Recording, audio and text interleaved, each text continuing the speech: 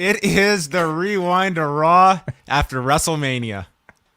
Wait, why are we late? Why is it 11:09 when we said 11:05?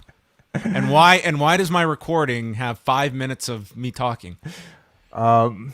We just started our show, and 3-4 minutes into it, I realized, I forgot to hit the go live button. So we just did a show for ourselves. It was fantastic.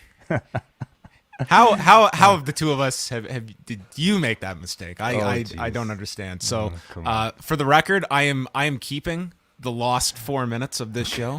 Maybe that will be a bonus down the road. But welcome everybody. It is now even longer since Raw ended. What feels now like 10 minutes ago. Feels like it's way in the rear view mirror, where Roman Reigns sent us to SmackDown at the end of the show.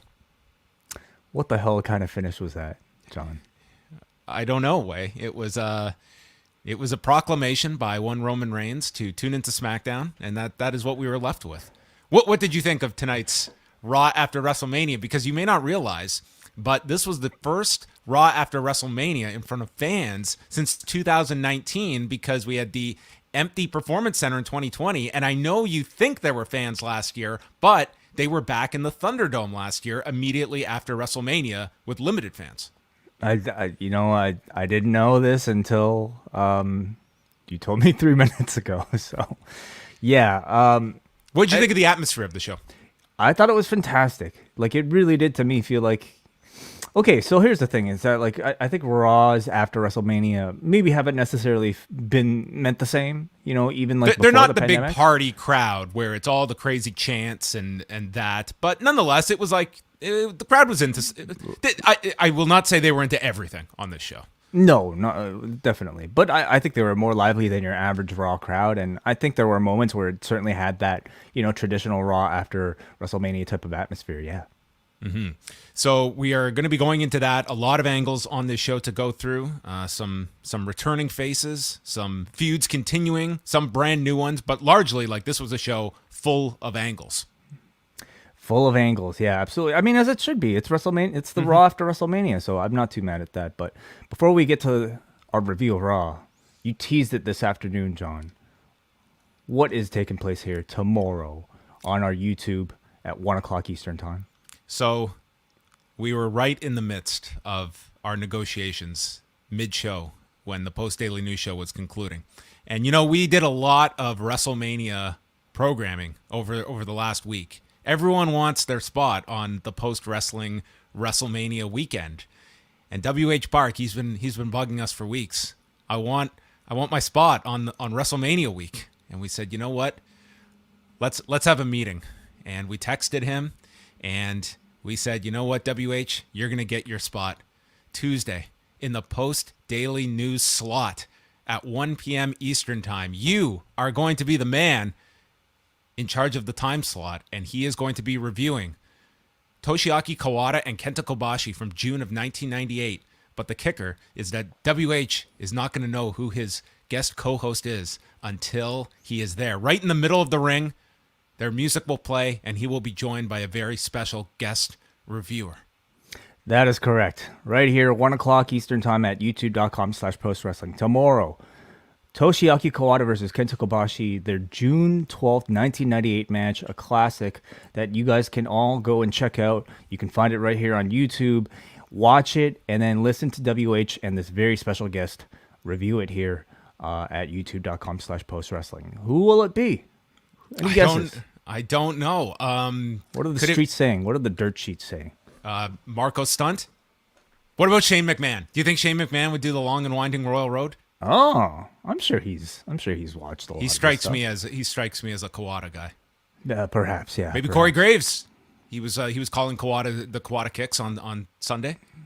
Could be anybody. But tune in here to find out. And you know what? If you can't make it, we'll probably put it up on the regular podcast feed as well afterwards. Okay, so that's Tuesday at 1 p.m. Eastern Time. That will be in place of the post-daily news show. Up next, we'll be back on Tuesday night, and then we're back to regular on Wednesday, where we will be back at 1 Eastern, rewind to Dynamite that night, and then later this week, new MCU Later, dropping on Thursday. This will be episode 2 of Moon Knight.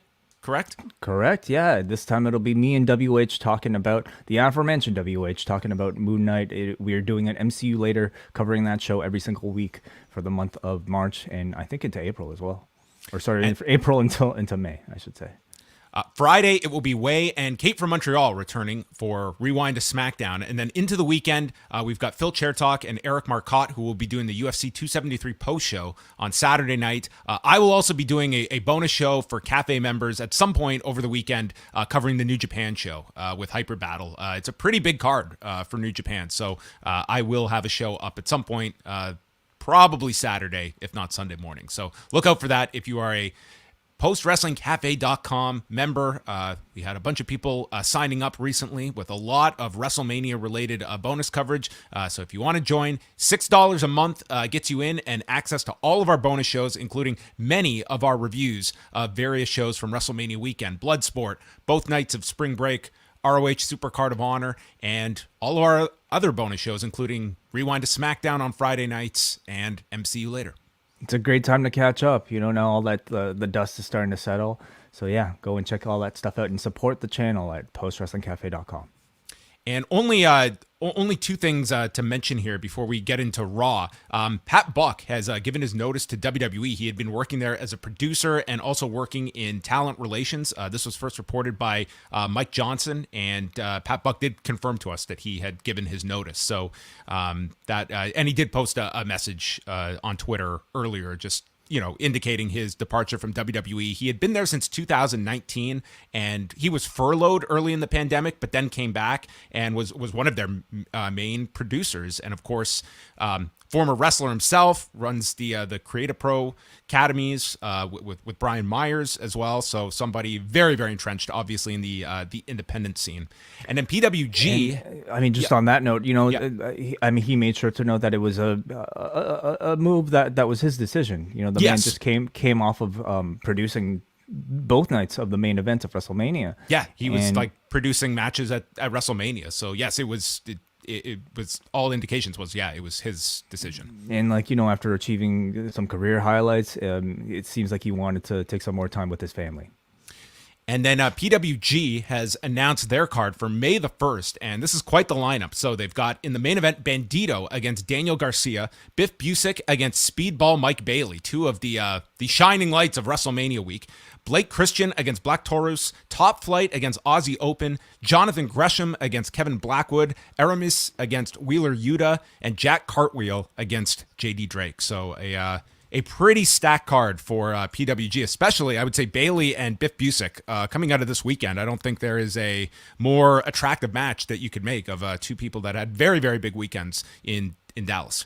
To me, one of the great things about WrestleMania weekend is the fact that we can shine a light on certain people who might not otherwise get it on TV. And coming off of this weekend, I felt like you had several names. Those are definitely two of the top.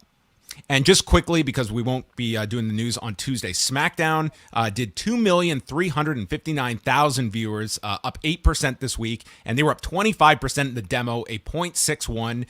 It was their highest demo since last September, and their highest viewership, I believe it was since January of last year. So they were up big, up 30% in women 18 to 49.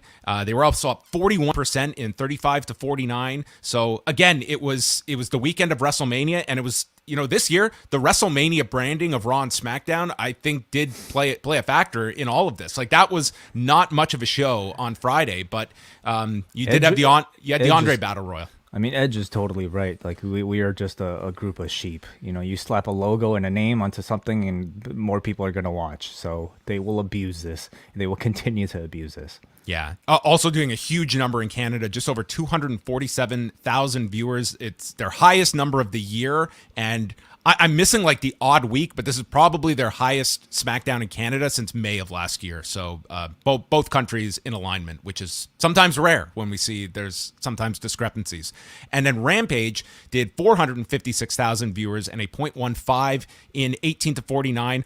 All things considered, I guess on a night where I would think like all the wrestling content happening would have more of an impact on AEW than it would SmackDown, for instance. SmackDown being the bigger show this weekend, of course, but I would see a lot of regular Rampage viewers maybe being wanting to check out Supercard of Honor and other shows like that. They were up slightly from the week before. They were up 7% in viewers, up 6% in the demo. That said, the last 3 weeks of Rampage have been the 3 lowest of the year, so they are still kind of in a bit of a rut in terms of just where they were as compared to the rest of the year. And we'll see if there's that bounce back effect when there was also the NCAA women's Final Four games going on. And you did have a Young Bucks match on this show, so it's not like this was just some throwaway edition of Rampage. But, I mean, I didn't see Rampage this weekend. I can't imagine it was, the top priority for a lot of people. Although the number, at least, it held up from the prior 2 weeks. Yeah, I mean, I would say momentum on Rampage, I think, over the past several weeks has really started to wane. And, I mean, it's going to take some actual build towards a high-caliber match or, the introduction of some of these new talents in significant matches that might swing people back. But I think they'll, it'll depend on who they put on and what sort of stories, but they can recover I think that. you have to have some like newsworthy elements that coming out of the show people are talking about, and it's that feeling of you don't want to miss something that happens. And yes, there's the handicap that it's taped, but that doesn't mean you can't Doesn't make it hurt still, it at all. It can still be like, if anything, use that to your advantage. That promos and stuff like that can all be shot in the back, and it's like coming out of it, you can have news. You have to make it seem like you tuned in and you got something, and you're rewarded for it. And sometimes great wrestling is not always going to cling people to that fact. So there you go. Those are just truncated bits of news as we go into Raw from the American Airlines Center in Dallas, Texas. And this opened with, I'm not kidding, like a 5-minute music video to the weekend, of course.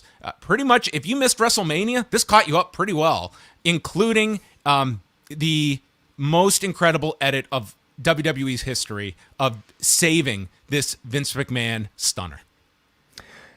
I wonder how many editors they had, hovered around several machines working frame by frame. Like, they might have hired Peter Jackson to try to retool this footage to make it work. A remarkable job. I mean, if you didn't see it live, I don't know how you wouldn't have between, watching it on the live show or on Twitter. You wouldn't have known the difference, I suppose. This was an unbelievable work of art. The lights go out. Crowd starts chanting Cody, and Kingdom hits, and we see Cody's eye line, and we're waiting ever so long for this elevator to take off, and then it rises. Like, it was like the world stood still for about 3 seconds.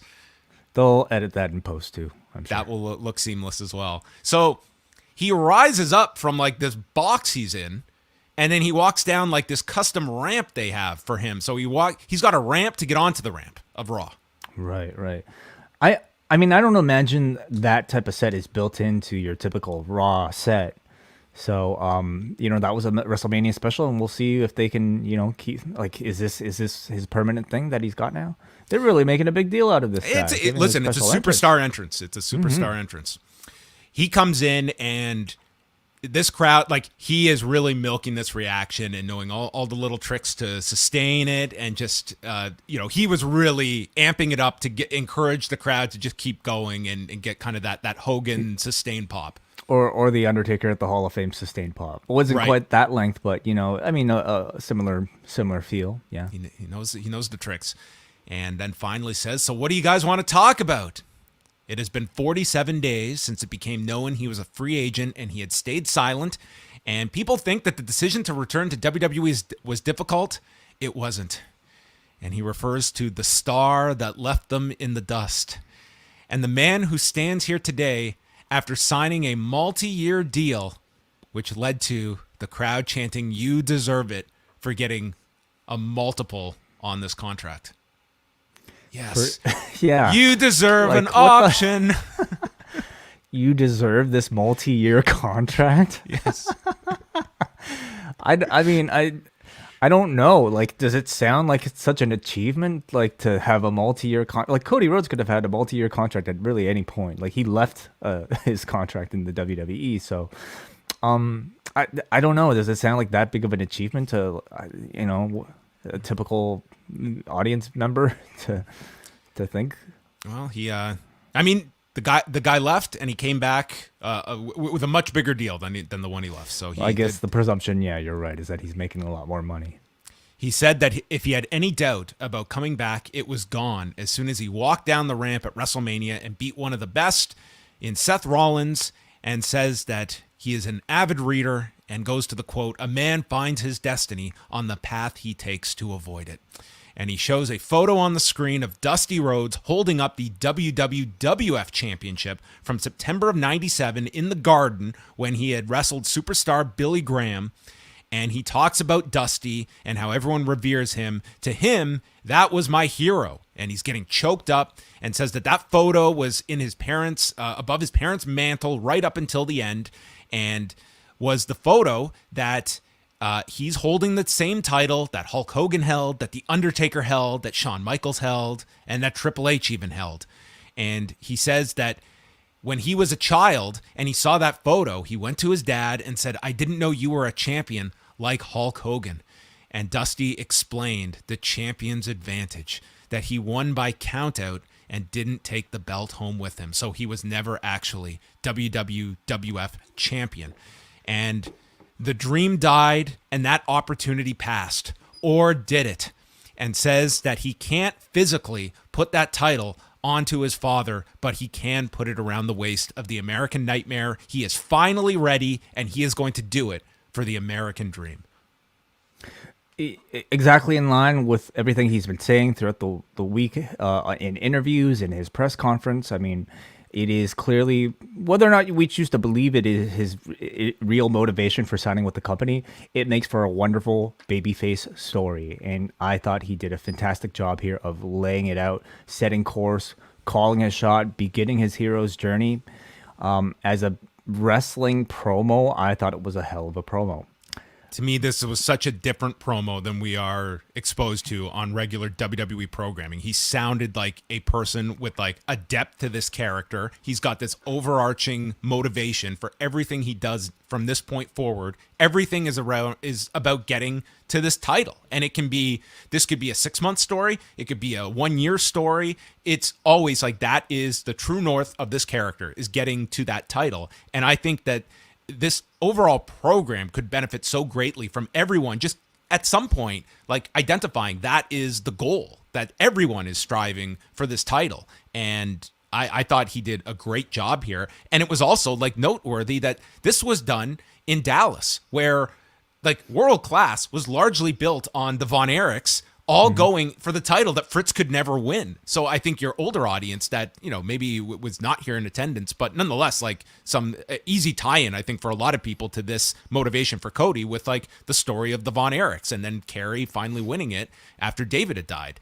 So I thought it was a tremendous promo. It was just like, it was not a guy playing a character. It was just, it felt like a real emotional promo, and also not any of the stuff that we really found grating with Cody towards the end, and talking about, turning and, taking shots at people on the roster that he's never working with, like stuff that was like that disastrous promo near the end before the Guevara match. This was just a focus-centered Cody Rhodes with a direction, and he's a fantastic promo. He is, yeah. And to me, like, I think one of the things that we were criticizing about his, latter promos in AEW was perhaps the fact that he maybe is given almost a little too much autonomy, where he might be somebody who really might benefit from an editor. And I don't know exactly how much they're working with him. I'm sure he's being given a huge amount of autonomy for a WWE performance too. But I'm also assuming that, he's going to have to be able to collaborate a bit more with various people, and being able to work with the Vince McMahon to go over the words and discarding some of the stuff that otherwise might not necessarily work for any audience might actually benefit him. So week 1 has been tremendous so far for Cody Rhodes. I say that this was a great promo, but at the same time, I do wonder if the sincerity ultimately starts to kind of wear thin on these types of performances. And like what I mean by that is when he was starting this type of promo, whether it be at All In or like towards the beginning of AEW, like it was like a very much a rah rallying cry promo. He was great. Like he was the face of that franchise. But towards the end, like it just started to kind of feel insincere and started to feel authentic, and these crowds started to turn on him. So week 1 here in the WWE, we're all on board. It's like, hey, here's like a top babyface with a great sounding promo. But like, I just wonder if in the future in the WWE with the WWE audience, will they start to turn on Cody for like, man, sometimes like those tears might not necessarily feel completely authentic, even though I'm sure they are, but the scripts just feel so rehearsed that it does not feel, let's say, for instance, like a CM Punk or like a Daniel Bryan when they speak. I felt that he did not, to me, have like the WWE speak in this kind of a promo. Like I did feel like this was like the Cody style. But it's not the WWE speak that the AEW audience was turning on. It was the Cody speak that they were turning on. And that's going to be the question. Like everyone knows that coming in, Cody was going to get this response, and the question will be where we are come May, come June, where this is. Like it's very possible. Also, we'll mention this here, and this comes from Pat LaPrade, who was on the Post Daily News show today, if you want to hear that.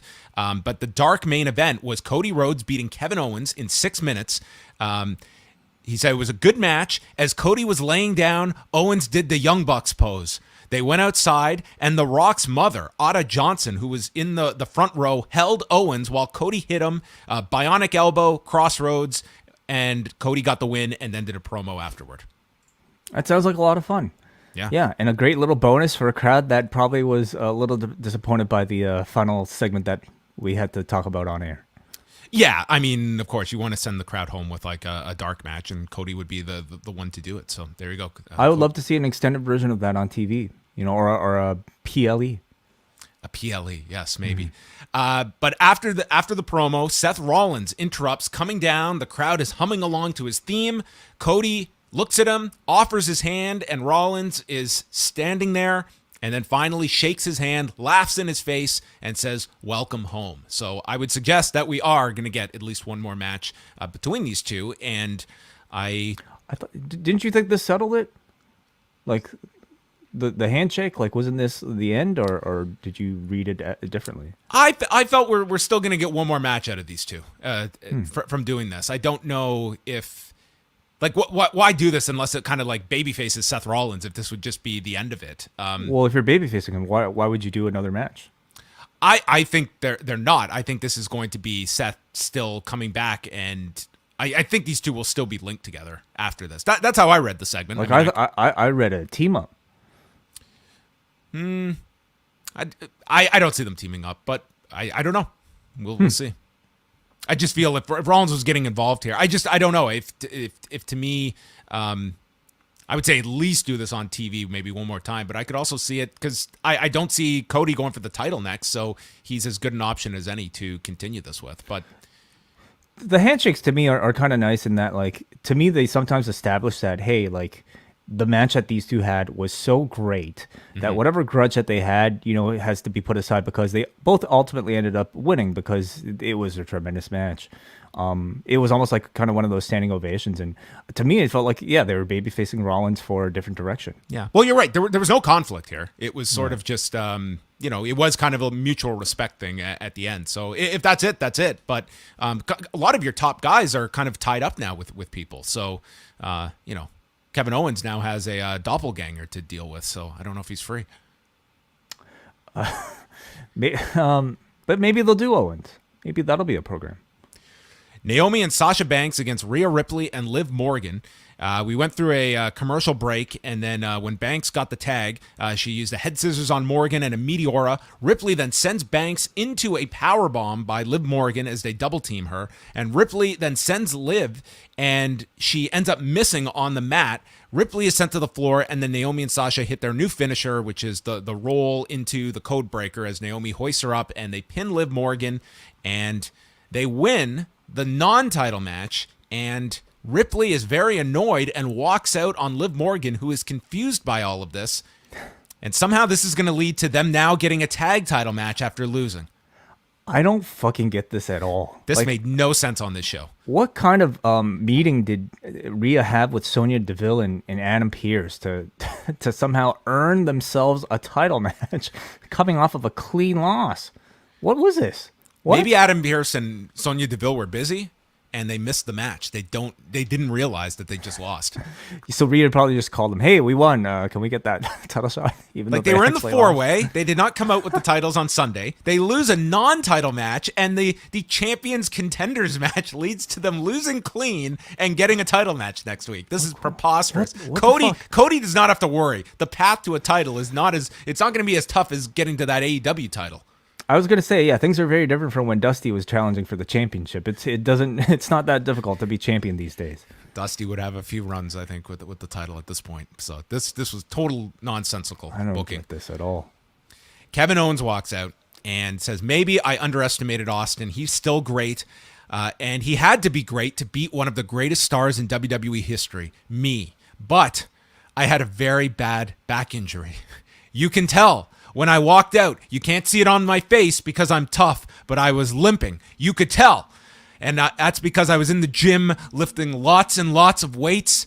I shouldn't have come to WrestleMania, but they needed me to deliver a great main event for the fans. So I put myself at risk for you.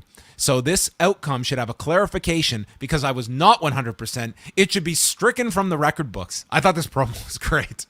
It was fantastic. Like, it was like every kid, like, a great traditional wrestling heel, not owning up to the loss and making every excuse in the book. It was hilarious. So then this man in trunks Yeah, walks out. this was great too. And it took me a few seconds until they zoomed in. I didn't know who the hell this guy was. He's all clean shaven, and it is the former Elias, who is now Ezekiel. He walks into the ring, and Kevin stands close to him and says, Elias, is that you? He says, I am not Elias. I am his younger brother, Ezekiel. And Kevin Owens hates liars, and he says that he lied to Austin, and he got stunned. This is what Ezekiel says. So the crowd chants, you got stunned. And he threatens Ezekiel if you don't leave this ring by the count of 10. So he counts to 10. He doesn't leave. So Owens leaves and walks out on Ezekiel, who is just standing there. Okay. Where do we begin? We expected some WrestleMania debuts, tonight, or returns, and Elias was not one of them. He was a literal babyface. He was, yeah. He was not. He's a name who's been missing for quite a long time. I think we had heard. I think he's been off TV since like July or something. Wow. Okay. So, and we had heard that they were going to retool the. We saw the vignettes of him burying Elias, if you remember, all the way back then, and I had no idea what he was going to come back as. I did not expect that he would return as a generic '90s WWE superstars wrestler, which is what Ezekiel is. And it is so drastic that I think in like 2020 we would get such a. So you see, like Pete Dunne, he turns into Butch. It's always something so overly convoluted. This one is the opposite. Like, he has gone to from being a guitar player to being the most generic creative wrestler that I have to feel it's intentional, and I think it's hilarious because he's just like, all he is just like clean shaven in like generic tights with a generic Titantron that only reads his name, and he's trying to convince everybody that he's a different person. I think it's fun. Yeah, I don't want to cast judgment on until we see him as this character and how he can carry it, and he certainly had enough time to really consider how he's going to present this character. But I will say, like, the sight gag was it, and it came out, and it was like really novel to see him as this.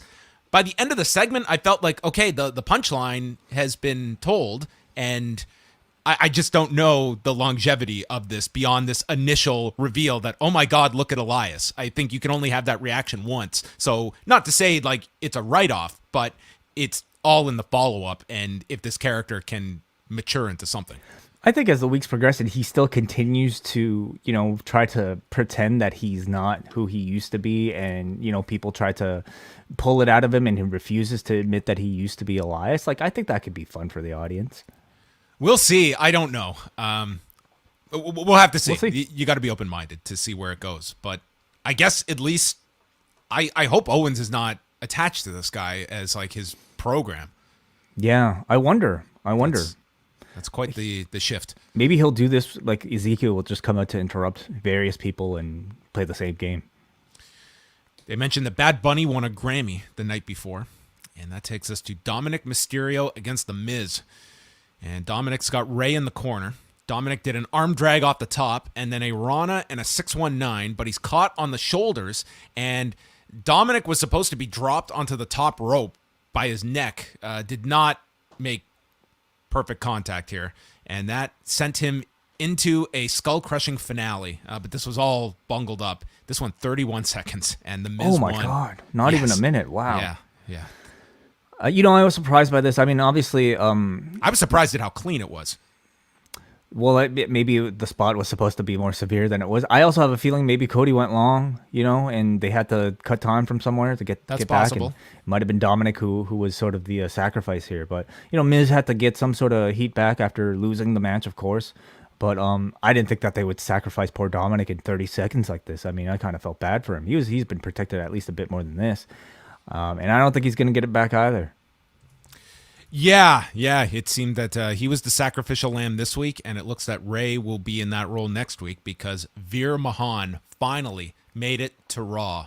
He comes out, Miz bails, and he attacks the Mysterios, clotheslining Ray, hits a side slam, and then he uses this submission around like the clavicle and neck of Dominic, who is screaming in pain before passing out. And the crowd boos Veer, who will face Rey Mysterio next week. It's kind of like a camel clutch, but with just one arm and like the neck kind of, being wrenched. So I know Elias has been missing since, the summer, and feels like Veer Mahaan has been teased to debut for just as long. So we've been waiting a long time for this debut, and this was what we got. I would argue, John, that this dude came across even more generic than Ezekiel did. Like, this was just any other green-looking, like, giant coming in to do a roar, beat down of a cruiserweight. I was not impressed week one. It was, he's going to get, like, the push out of the gate, obviously. I think he's going to run through Ray next week, which, we will see. I think he's going to... To me, the intensity didn't, like, make him stand out. We have giants. We have, Omoses. We have Azizes. Like, we have plenty of those. Is this guy going to stand out above those? Yeah, I can't say that he stood out to me in any significant way.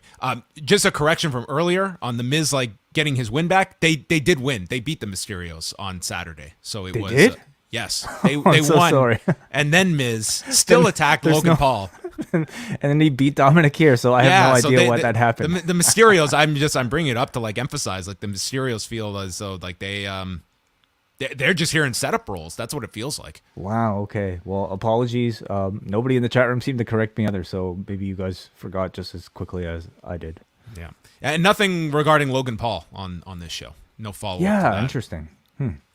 But, I mean, that's something they can revisit at some point, and maybe they'll realize, you know what? That never happened. He's a heel. Yeah. They made up off screen. Bianca Belair comes out and she is wearing glasses, but would take them off to show off her terribly messed up left eye from that Molly go round. And my goodness, did this look brutal. I was wondering what spot it was that caused it. Yeah, you're probably right. When they had the replay, I mean, we saw her get, like, nailed right in the eye. And, she was saying afterwards when she was interviewed that, it was bothering her on Saturday, but, it looked really bad here. So, yeah, wow.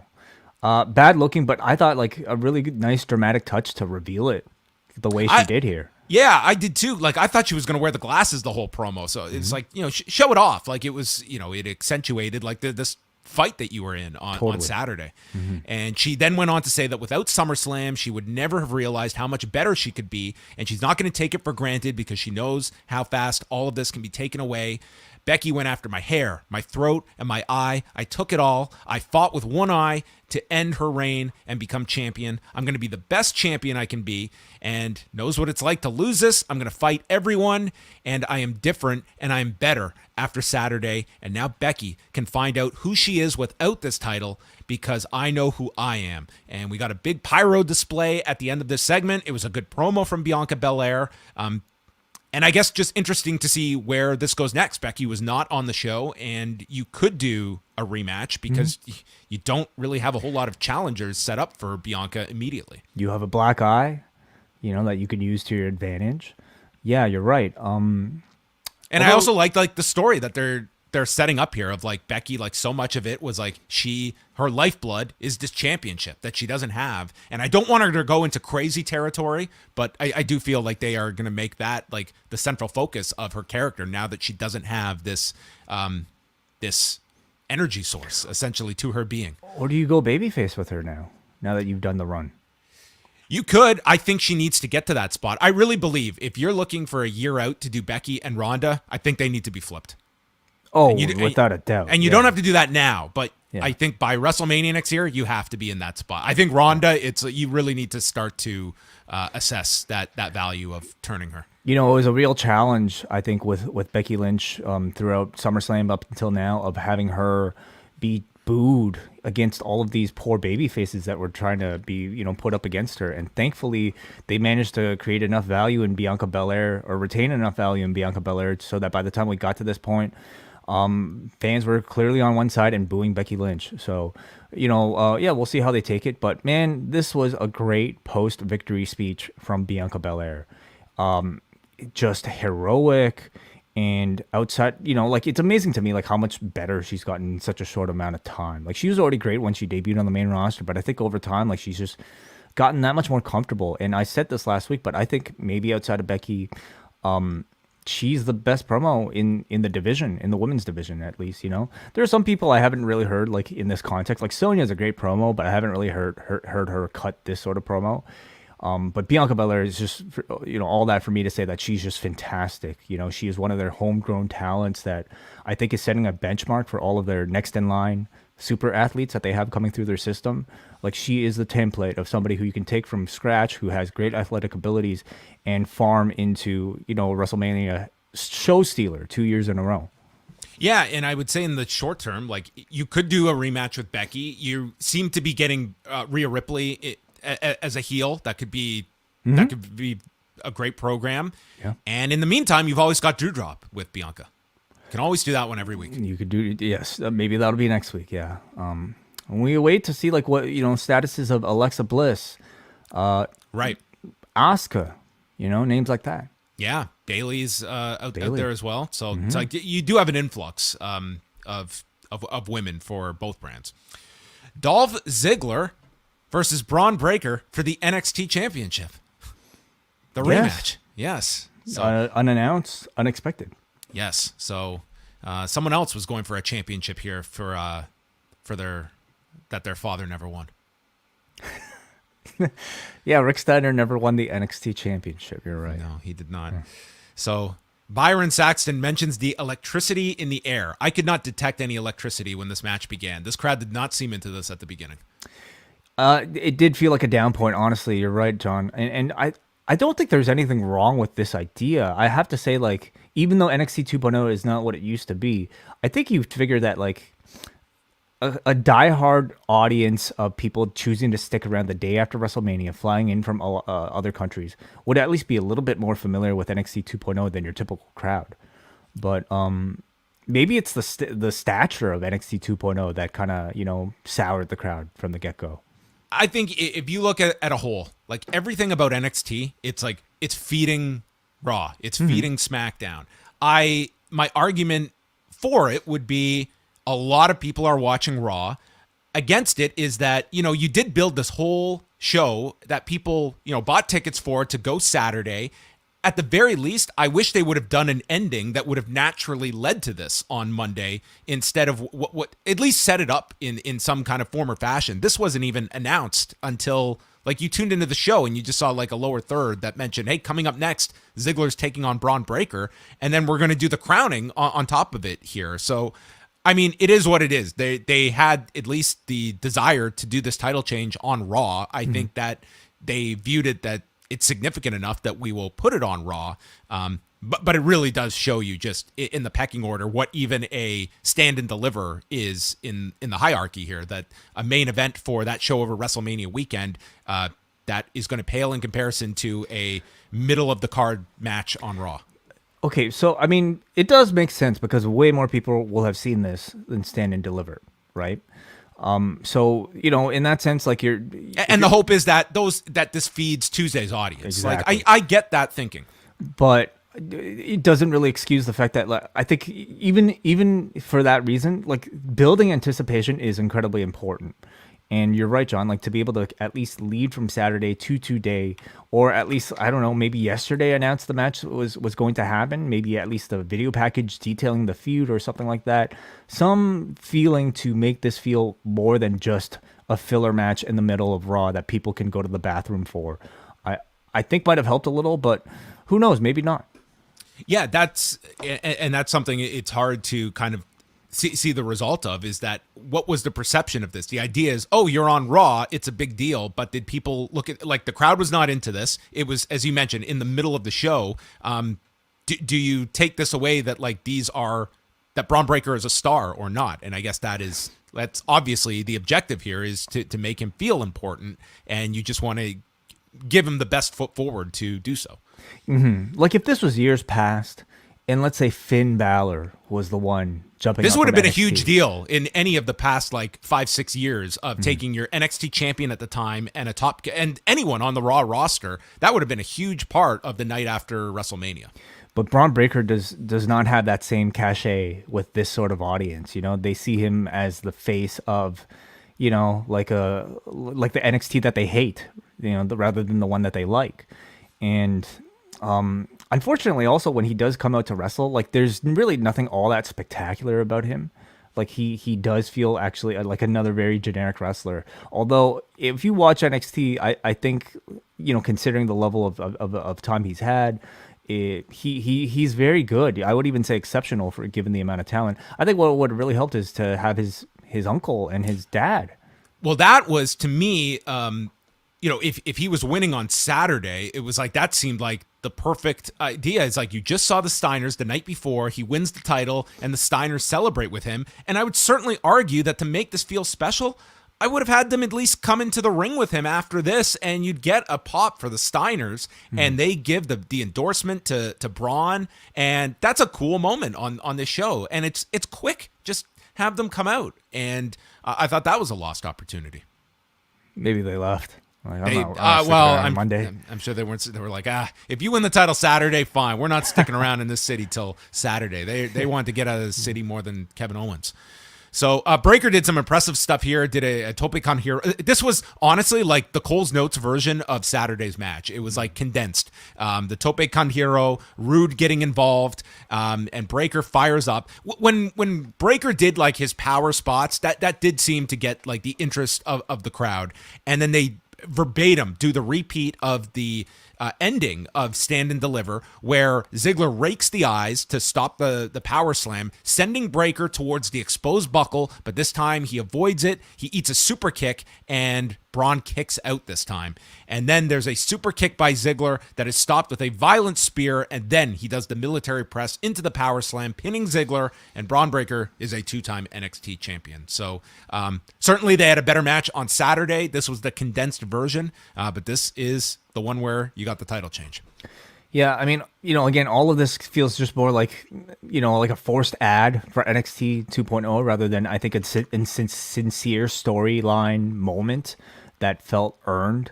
It was unfortunately in front of a crowd that probably hasn't been following his story and doesn't see the significance of something like this. At one point, they were doing the Seven Nation Army chant for Pat McAfee because it's that like they weren't that engaged into this, and this was at a time when if you took someone from NXT with a night after Mania, it also probably reflects like the crowd, and their interest in NXT, that this was not a big deal. You've seen Braun Breaker on Raw. My question is, do you expect Braun Breaker to keep appearing on Raw? I think this is somewhat working, this continued integration with NXT, and so I think the answer will be yes. I mean, if not Braun Breaker, then at least another person who, might transition between the main roster and NXT, or maybe they use somebody in the women's division. I wonder, Yeah. like Because we this get kind Mandy of brings Rose? an end to, maybe you do a rubber match with Dolph Ziggler, but this kind of brings an end to the whole Ziggler Rude chapter to me. You could maybe squeeze one more match, where they build that up to in a week or two on NXT. I would love to know, if they tried this with Toxic Attraction, had some sort of integration with Mandy Rose versus, I don't know, somebody on the main roster that she'll feud with, back and forth. Would it do any better than a Braun Breaker? I think the divided talent is maybe a little bit closer between the women's divisions than maybe the men's. So maybe they'll try that. Yeah. Yeah. I also will point out that next week, Raw is in Detroit, the home of the Steiners. Oh boy. So to me, it was we could have done something cool next week with this. Yeah, very true. Yeah, but it wouldn't have been the week after WrestleMania. And now you're asking Scott and Rick to fly again. And they're probably way gone. Well, I could possibly see Breaker on the show next week. If they did this and they want to have that, Braun seems to be the one that you would be booking on Raw if you want to continue this back and forth stuff with NXT. Another question about NXT. Now that Hunter seemingly is kind of back in the fold, he's making TV appearances. Do you think he has any involvement whatsoever with NXT on screen? I'm not expecting it. I think this was. Because this would have been one of those moments where he could have come out and lifted Braun's hand just to kind of give the rub. But no, that didn't happen. Yeah, I think this weekend was unique because he was there in Dallas for the tryouts and for WrestleMania. And for Ciampa.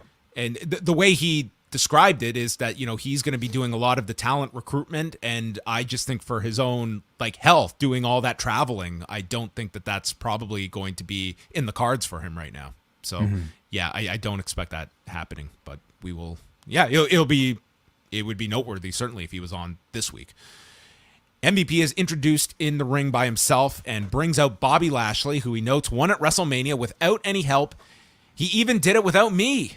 And the crowd is chanting for Bobby, and Bobby puts over Omos as the strongest and most powerful man he has ever faced. He felt hopeless, but he knew if Omos made a mistake, he could capitalize and win. And yes, Omos made several mistakes in that match. So Omos comes out and yells, "I want my frickin' rematch." And he says that was a fluke. He towers over Lashley, and MVP jumps Bobby from behind. And he gets on top with strikes and yelling, "You didn't need me." He slaps him. Omos is directed by MVP to attack, and then ends with a running boot by MVP and a tree slam. So Omos is paired with MVP, like you suggested, and poor Bobby Lashley is going to have to wrestle this guy again. Oh, I mean, you knew it was happening, man.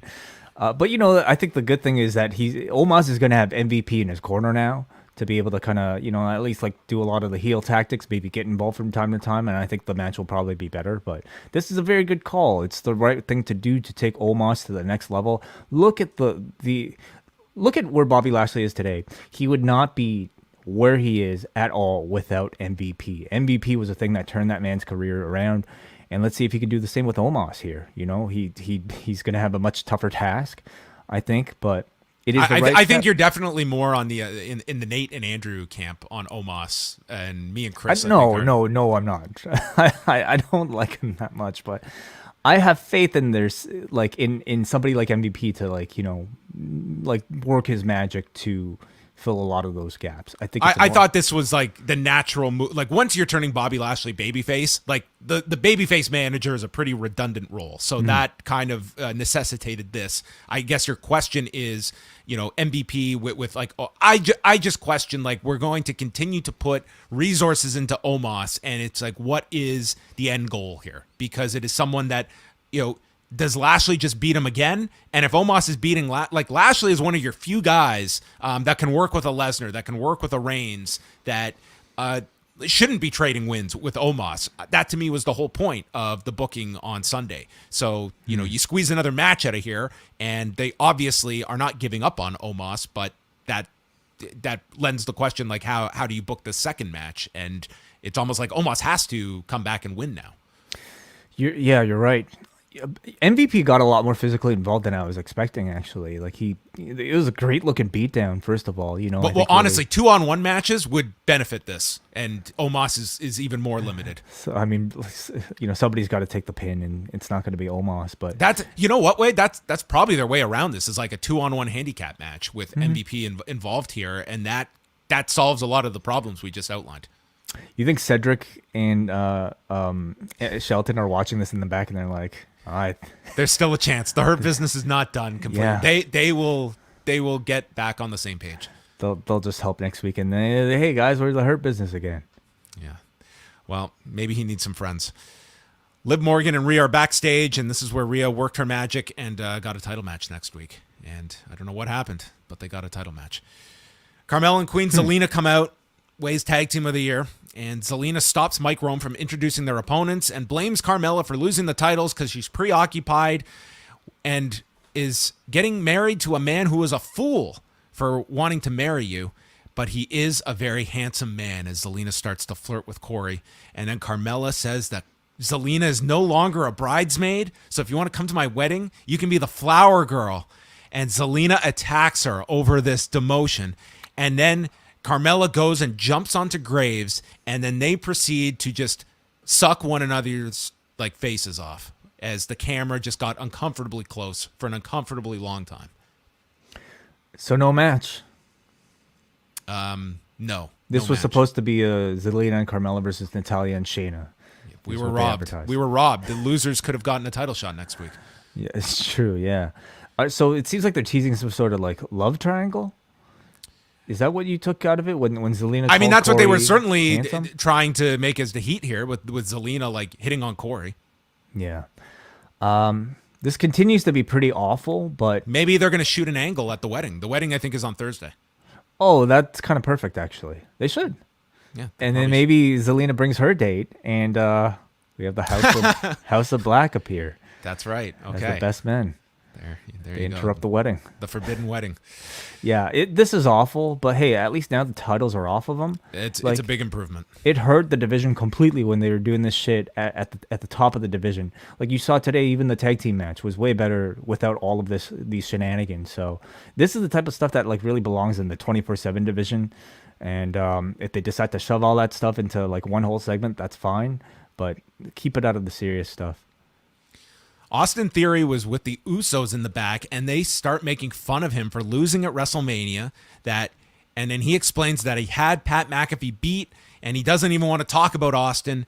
Vince McMahon has never made a mistake. He made the right investment in me, and I'm going to prove it against Finn Balor tonight.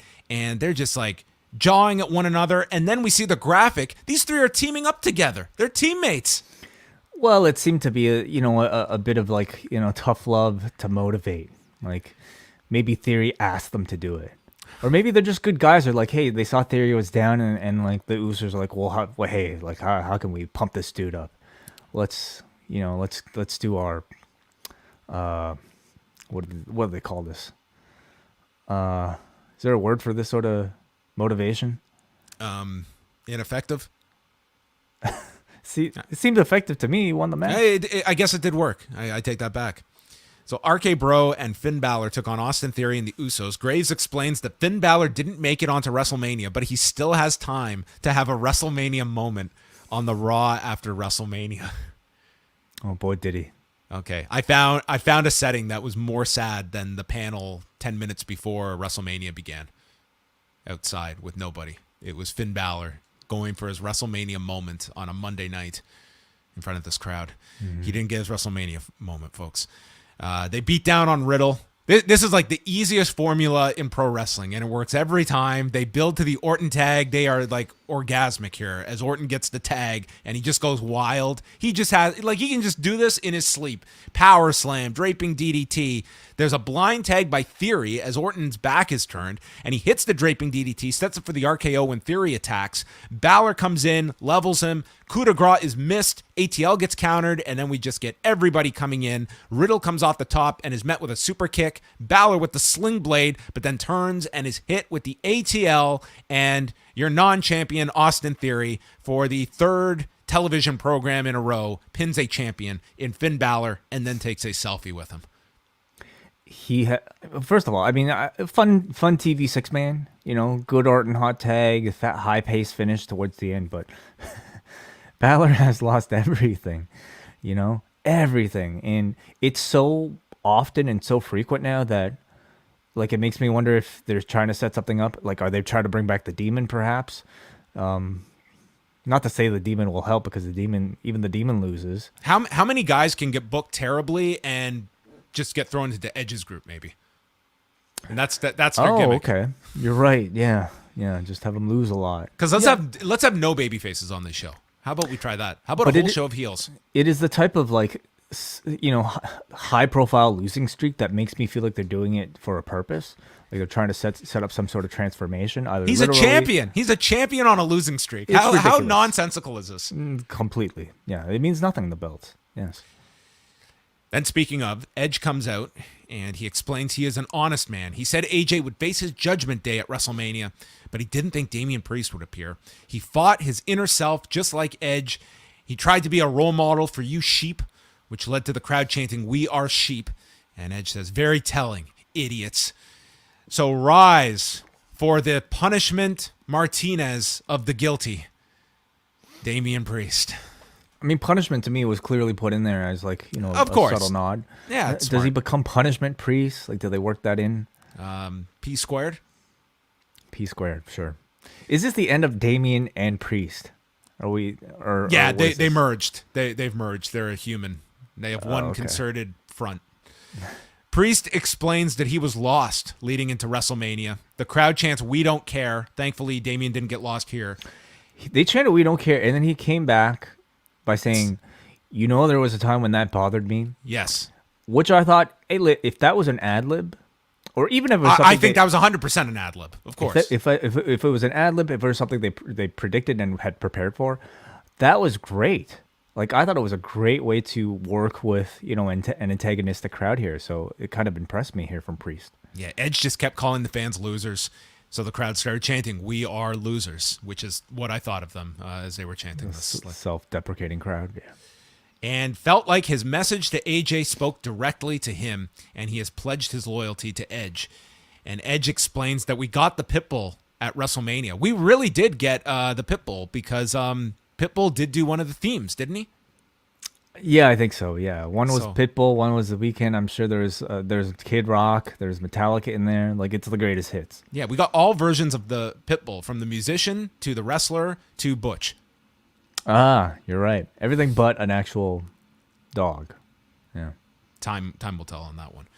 But they lack intellect, and Pitbulls, they know how to fight, but not fight. And AJ needs to think about his family and his children. So AJ comes out, and man, that mark on his temple. Like, dude, he just... Pat McAfee today talked about how he was warned to not run into the set like AJ did when he was walking out. Cause it must have been like really close. Like, I guess I'm surprised no one else had this problem. Only AJ did. Like, think of how many people came through that entrance over the 2 nights. Yeah, I mean, I'm sure they could have just stuck a piece of tape there or something to warn people. There's going to be... I wish this guy had his Twitch channel still going, because the rant that this guy would have, he would have no filter on that Twitch channel. What would he be ranting about? Like, is it... I'm coming out from my match with Adam fucking Copeland, and this goddamn star is right in my goddamn face. It's so far from an AJ Styles, but I still like perfect. it. It's great. So Jesus Christ. Well, listen, John, he was steaming when he walked out. He just looked so angry, and I would too. Like, it just looked like one of those cuts that are like, you're not going to bleed to death, but it's one of those just annoying, painful looking wounds. Oh, but not to mention, you're like, and he's got to work for 25 minutes after. It's the biggest match of the year. You're psyched up. You got all this stuff. Oh, dude, it was like 24-minute match ahead of you. I totally would understand. Like, it's a big match for you, and it's like the last thing in the world that should be shaking you is something so you can never predict that happening to you. Yeah, you know what I mean? But at the same time, it would be like us starting this show way, and we're not even going live. You know what I mean? Like, things that you could not even predict. Oh, he has my sympathy, that's for sure. But he was the only one who got caught. So who do you really blame here? Okay. Oh, poor AJ. Well, It was an unfortunate part of WrestleMania. There was some weird stuff on that second night. So AJ comes out and he sends Priest over the barricade, and then he goes after Edge, runs him into the post, and he gets 2 chairs for the concerto, but he is stopped by Priest, and Edge and Damian hit this spinning leg sweep from Damian while Edge simultaneously spears him. This looked pretty cool. Really cool. Like a total elimination, but with the spear. Yeah. Yeah, it looked great, actually. Yeah. And they were going to go for a concerto on AJ, but the officials came in to stop them, and they'll be doing Damian Priest and AJ next week. And this was one where I feel we will get a do-over with Edge and AJ probably at Backlash. Yeah, okay. Yeah, that makes sense. Sure. Maybe a way to perhaps, reclaim some of the mixed sentiment, I should say, coming off of night 2. But I'm curious to know what you thought about this segment, because I'm not sold on the Edge character in this role yet. It's to me, it's still really lacking that, like, something that Edge is very, very good at taking whatever and he ties it to something real. Very much like Jericho in that sense. And for this one, it's like he did that heartfelt speech about what it means to be at WrestleMania and setting the open challenge. And then it was just, you have whiplash from this turn that was just, to me, rooted in nothing real. And it's been such a dark change that to me, it does still feel like a caricature and not something that it's like this evil new character, which I think is hard to pull off with Edge at this stage, where I think a lot of people do want to cheer him. Like Damian Priest, like, yeah, this is better than where he was several weeks ago. But I'm still not like all sold in on this group yet. But they're obviously very invested in it, and hopefully it finds that rhythm to it. The best thing here was the physicality at the end. Like the double team spot was very cool looking, and obviously the wrestling portion is fine, but this is going to be graded on the character work and getting Priest up and running. Yeah, at least when we're talking about the TV shows. But, like heading into WrestleMania, I was really not that attached to the build that they had with AJ. But by the time the match came around, I was excited for it because it was AJ Styles versus Edge. And this could very well be the same. You're right. Like, we've seen so many cult leader gimmicks in pro wrestling that I think it's kind of tough to, like, put your own spin on it. I haven't really seen that yet from Edge. I think his promos, like, had the potential to be great. But you're probably right in that it's not really quite there yet. And it's not like Damian Priest, you can see a motivation for this and where he was going. Like like Edge was like, he's winning his feuds. He gets these thunderous reactions. And it was like there was no reason for it. So it's kind of hard to be like, you fans are, there was no, like, well, Cody this should have come a year ago when he got stacked, right. It made more sense then. Totally. Yeah, absolutely. Then we have Alpha Academy against the Street Profits, which Alpha Academy attacked them. So Adam Pearce turned it into a Texas Tornado match, and they just had a wild tag match that saw Ford do his dive over the corner to all three. After Alpha Academy got the heat, Gable hit a moonsault off the top, followed by Otis with the Otis bomb, but both Street Profits kick out. Dawkins got placed on the table, but then dumped Otis to the floor and sent him into the steps.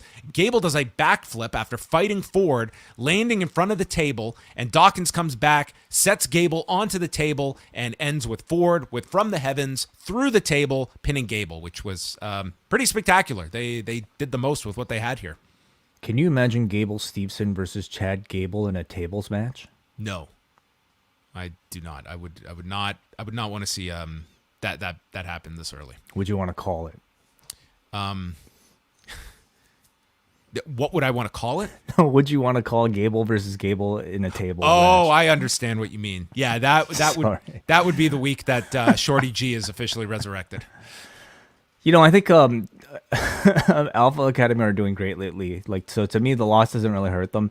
To me, like, Chad Gable is kind of falling into your Sami Zayn category where, despite losses, Vince and the audience clearly are taking a liking to him. So they're going to give him, TV time regardless of how well he does. And that might be ultimately a detriment to, his world title chances. But I think he'll always have a job.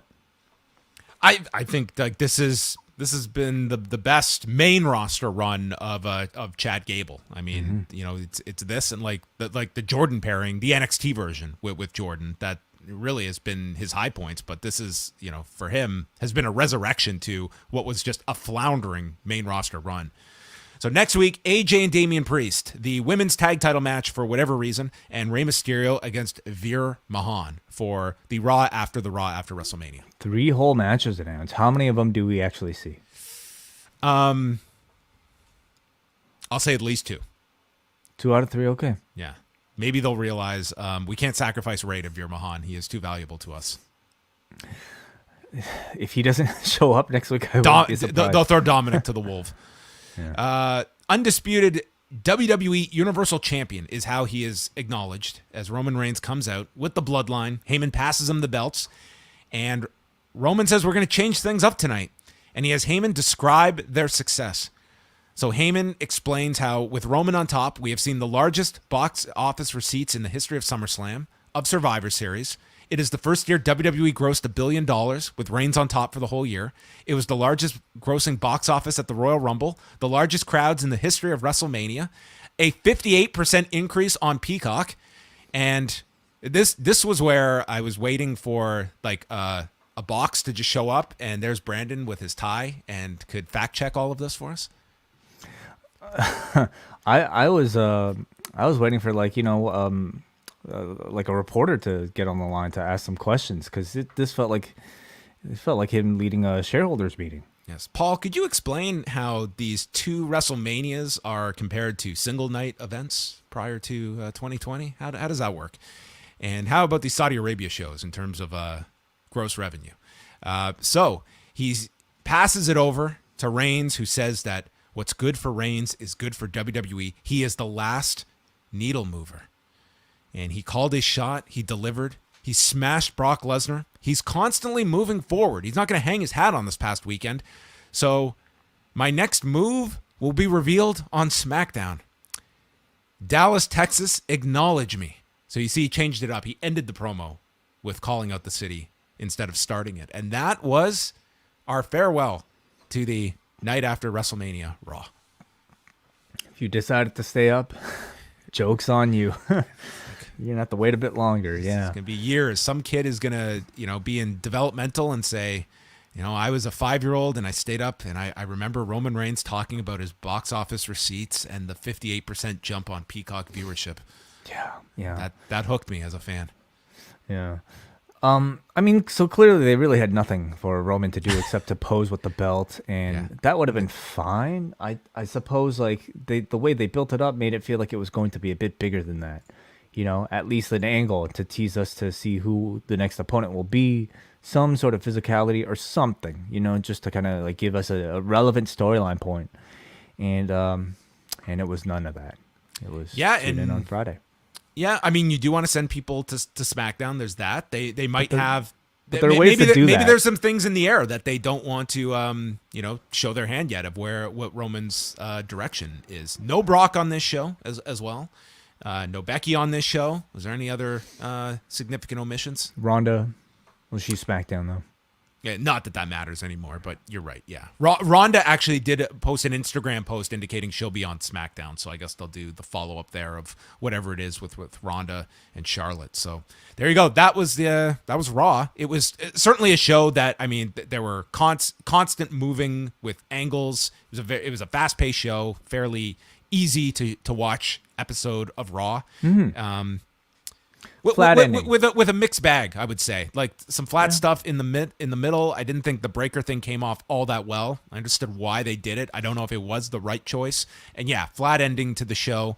I thought Cody, that was like a solid first promo in WWE to start things off. It gives the character all you need to know. If to me, it's okay. People that know the backstory of Cody, but how about the person that maybe is not familiar? You got it in those 50 minutes. Okay, this guy has a history with this company. He left for a while, and he has come back to win the title his father never did. I understand this character. How aware do you think your average WWE fan is of the whole free agency thing that he was alluding to? I think enough that I would feel most were aware of, the of this story. Like it was a pretty well circulated story. And I would say even if you weren't like up to date on like the day-to-day stuff, it's like, okay, here was a big free agent signing. I think most people, 6 years is not the longest time in the world that you know that this guy was part of WWE beforehand. So I think that's always the key in the promos. And Cody suffered from this at times when if you're going to go inside, like make some inside reference, it's got to be, at least at face value, people can understand it. There might be deeper meaning to it, but at the surface level, people have to digest what you're talking about too. And I thought this succeeded in that sense. I thought so too, especially when you're talking about a Raw after WrestleMania crowd. I'm willing to bet, a good 80%, plus people probably knew exactly what was going on, if not more than that. But you had a lot of significant events happen on the show. You had MVP turn on Bobby Lashley. That was pretty big. You had the debut of Veer. That was massive. The return, Ezekiel, huge. So Braun Breaker also won the NXT Championship. So that happened as well. But no, like this was a show that I think was worth watching simply because it moved a lot of storyline points across and had had interesting things happen on it. Let's move on over to the forum. We have feedback here to the show, which you can always post at forum.postwrestling.com. We start off with Eric from Barrie. I primarily follow the weekly shows through your content and decided to give tonight a shot since it's the Raw after Mania. Tonight did not sell me on returning next week. Cody being raised out of a box on the stage so he could descend down a ramp on the ramp should get the tone for me on this episode. It sure did set the tone for me on this episode that it wasn't going to be a good time. I guess the blocking of Cody's entrance was enough. F this. The two men's tag matches were fun, but I found the tornado tag difficult to get into because I was checked out after the commercials and talking segments. I also forgot about the Ziggler Breaker match after typing this. A good forgettable match, which is not what you would want for your major title change on your third brand. We got a Nas who says, just some thoughts on the entire week. I came back to wrestling after almost 2 years, and following your coverage has been amazing. You two are the best to do it. Well, thank you. Hope you both take some well-earned time off. Yes, that is why we won't be here tomorrow at 1 o'clock, but instead I'll be watching WH Park and his very special guest review, Toshiaki Kawada versus Kenta Kobashi from June of 1998. He says, except a few minor misses, both nights of WrestleMania were ridiculously good. Raw tonight was totally missable except for Cody. Also, this version of Roman is awesome. Yeah, I thought night one was a really excellent show. I would not go that far on night two. Like overall, like it was an enjoyable. Elements of it were enjoyable, but I thought like night one was like a legitimately very good show. I thought so too. But like Nas coming in after 2 years, like probably got more entertainment than he was expecting, even on night two. Benjamin writes, first Raw I tried to watch in over 2 years, and I fell asleep after Owens and woke up briefly around Bianca Belair and then fell back asleep until Roman Reigns. Cody is really good at finding authentic ways to diffuse his stories, but I find him to be a little inauthentic. I hope Owens, that was a sentiment people had, and that is going to be like Cody. Like I think that gets to like the polarization of Cody Rhodes. And I don't think he intends to do it at all. I think it is just unfortunately who he is. Now there are things he can tweak about his presentation that I think can fix that, but there's just something that feels so forced when he invokes his father's name, or like starts crying and starts having his voice shake. And these are all things that I think we usually applaud in a professional wrestler if they're able to do on command. But for some reason, when Cody does it, like it's easy to just see through it. What did you think about the interviews and like media stuff he did? Like he had like the charm was at like a 15 on a scale of 1 to 10. Like he was, great. He was personable with every single reporter. He was engaging. He was like, I thought he came off terrific. Like if I was, like Adam Hopkins sitting there, like this is a media darling for us to have. Totally. No, yeah, absolutely. And do you bring that up to say that maybe there's some sort of balance in between how he comes across in a press conference setting where he's totally likable versus maybe promo Cody that might not. Yeah. No, it's interesting. I mean, obviously in a promo you kind of have to, exaggerate and be a bit more loud, but I think it will be a problem that will plague Cody until he maybe figures out what the issue is. But it can also be a benefit to him for if he does ever turn heel. Yeah, it doesn't.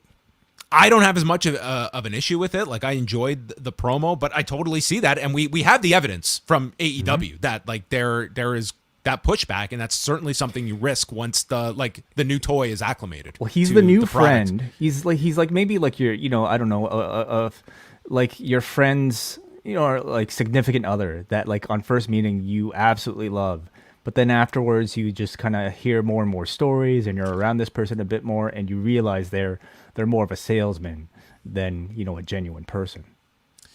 Benjamin goes on, I'm content to not continue watching since the WWE's idea of a main event angle was to tell me to watch on Friday. In typical WWE fashion, they've tied their titles up in a knot that is going to be too difficult to untie in a believable or interesting way. We got a Brandon from Oshawa who says, leave it to WWE to come off of a strong weekend with a lame, boring show like this.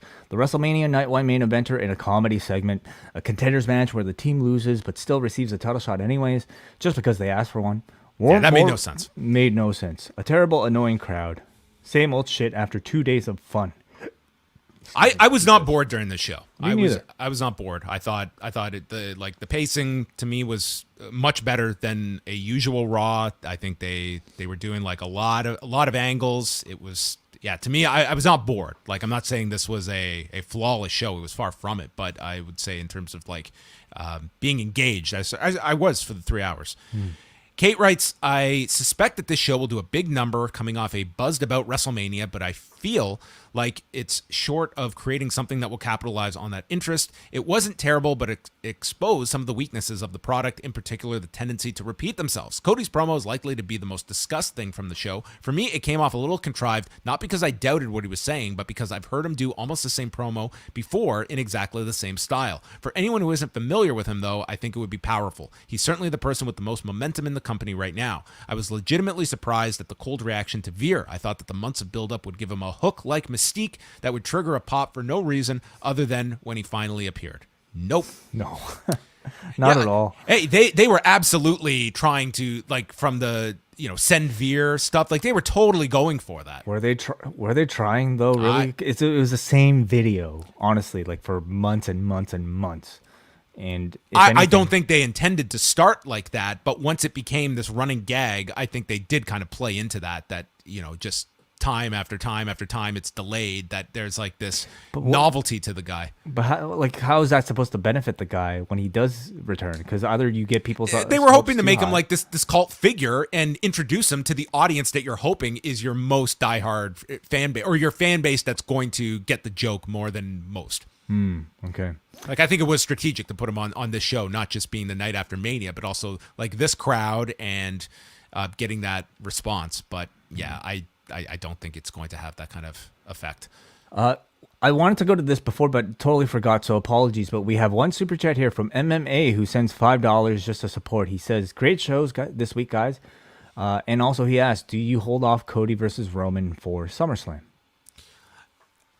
Yeah, I would not do that earlier than SummerSlam. The other thing is, they're doing like multiple stadium shows just in the month of July. Like Allegiant Stadium is July, and then 4 weeks later it's a Nissan Stadium in Nashville. So both those shows are probably going to need big matches, and that's another reason why you need some big matches for Roman Reigns.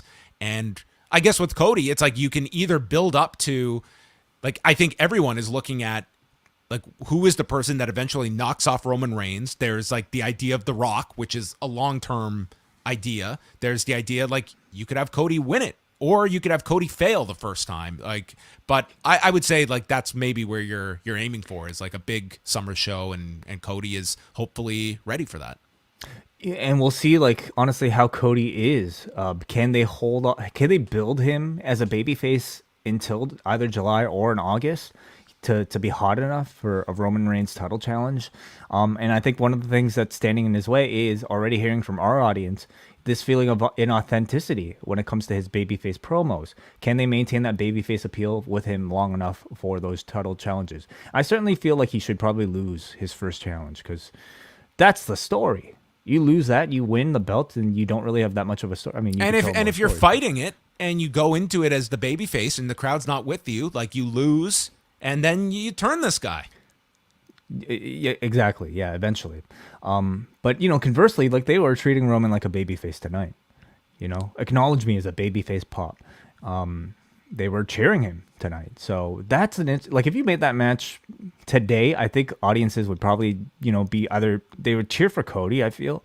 But if you made this match 4 months from now with the characters expecting Cody to stay a babyface and Roman as a heel, that'll be interesting. Well, you're getting to that point. Like Roman, to me, it was always like this ends him as a babyface. And if you're looking at another year with this title, like I think you have to start to look at that shift of Roman to babyface, so he can work with different people, and that it's time. Like that to me was always the goal of this character, was this guy would be our top babyface star. And how about against The Rock though? You got to hold him off as a heel until then.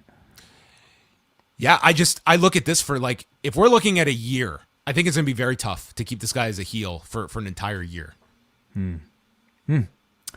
And that wraps up our review of tonight's Raw. That is it, folks. Thanks to everybody for joining us live here on YouTube. We are going to be back on Wednesday with both the Post Daily News Show and Rewinded Dynamite. Will be live right here on the channel at 10:05 p.m. Eastern Time. So subscribe to the channel if you haven't already. And again, Tuesday, 1 Eastern, WH Park. Who will he be joined by to review Kawada Kobashi, June of 1998? Do you have any guesses? I think it will be someone who really loves this style of professional wrestling. Oh, okay. Well, that really narrows it down. That is it for us, everybody. Thanks to everybody that checked out any of our WrestleMania coverage over the last many number of nights. We are going to be off on Tuesday, but back on Wednesday. Thank you for tuning in. Goodbye.